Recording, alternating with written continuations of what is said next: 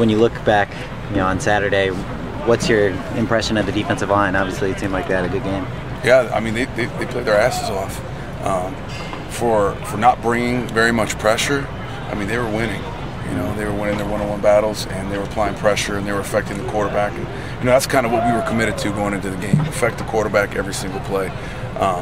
Hey, wait! I want to be the D coordinator today. Can I be that guy? Sometimes sacks are overrated. They're overrated. Sometimes in order to get sacks, you got to do a lot of selfish things. Go past the level of the quarterback and lose contain, and they were committed to working together as a group of four, and they did a good job. Does that front seven come along maybe faster than you thought it would? Some of those guys, at least.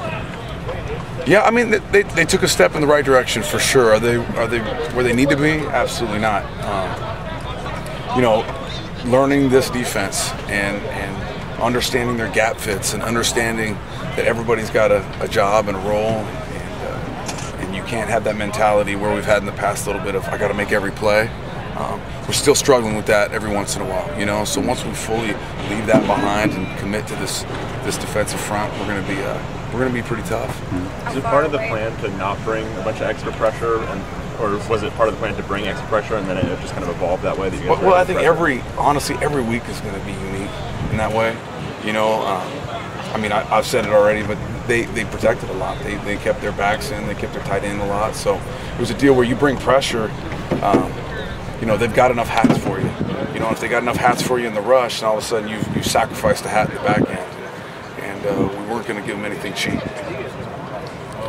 When you're getting 8-10 tackles out of Kenny Clark, how does that open things up for the rest of the front? Well, I think it'll be one of those things that goes week to week. They'll see him on film, being as disruptive and as productive as he was, and obviously they're going to have to focus on him a little bit more. And when they focus on him, it'll be somebody else's turn. That's kind of the way football goes. Looking back on film, was there anything that changed about what you thought of Deion's performance? Anything to change? Yeah. I mean, he just got to continue to get better. He's a guy that he applied a ton of pressure. I'd imagine that tackle from Virginia is going to have a few thoughts, a few dreams about him in the wrong way. So, no, he did a great job. That was really his first opportunity to kind of start and play a substantial amount, and I thought he made the most of his reps. When you were hired as the defensive coordinator, did you have an idea right away what you wanted your defense to look like, or is that something that maybe you developed in the months after that? No, I think for all defensive players that love this game, and I think especially sometimes linebackers, you're in the middle of it all the time anyway. That even as a player, I had an idea of, if I ever get the reins of the defense, what I want it to look like and feel like, how I want them to play, and I talk a lot about what the casual fan would think when they watched us. Our brand would be that obvious. We're starting to develop that. How similar of a scheme is the one you're running now to the one you were in San Francisco? A lot of similarities? Or? Over 10 years, I was in probably 6 or 7 different defenses. So a little bit of each. A little bit of everything that I've done, everything that we've done here. Kind of like a smorgasbord a little bit. Is there a defensive line that you remember that has kind of maybe a similar makeup to the one that you have now?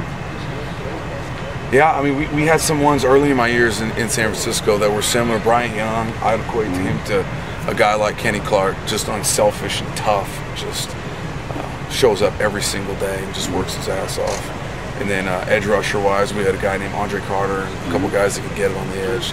Andre, to me, is very similar to both big, powerful, explosive athletes. And then we had a Julian Peterson on the other side, kind of the speed rusher, which Deion probably would emulate in a lot of ways.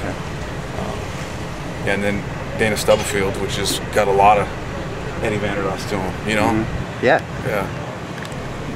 How different was Saturday for you, just being your first game as a defensive coordinator? It was fun. I loved it. I mean, it was 89 plays, really 91, including the 2 penalties. An opportunity to call it.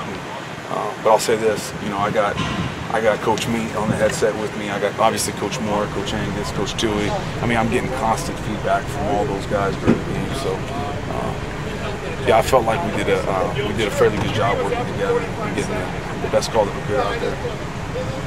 How important is it when you want to create a tough defense from front to back that you start at the defensive line? but that's where you get, and it kind of funnels downward. Yeah, I mean, you'd like that, you know, but at the same time, they complement each other.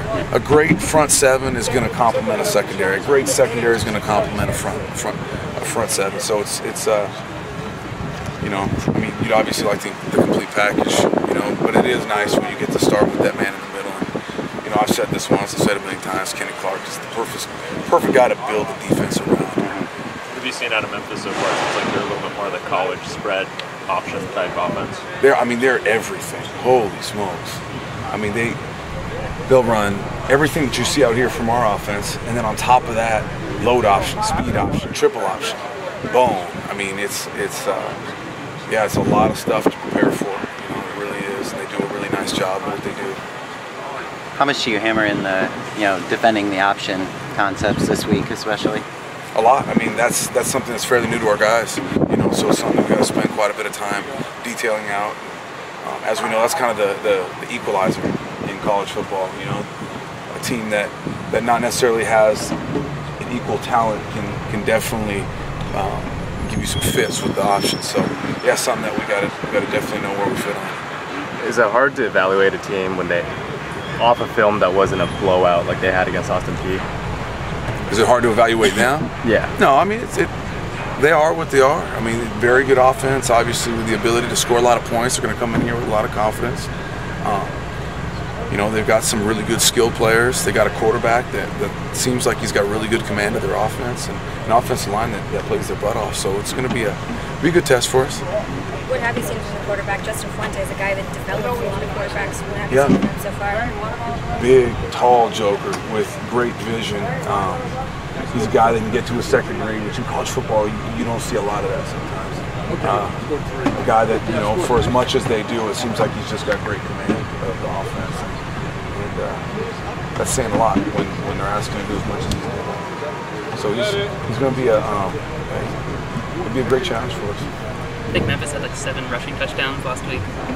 Is that kind of, I mean, you guys have a great front seven, does that kind of make you happy to have that, or what's your It's just a great challenge. Like I said, you know, they're committed to running the ball. They got some backs that can run it. They got 3 guys that are really capable running backs, each with their own strength. And, they got a coach that's obviously committed to it, so it'll be a great challenge for us.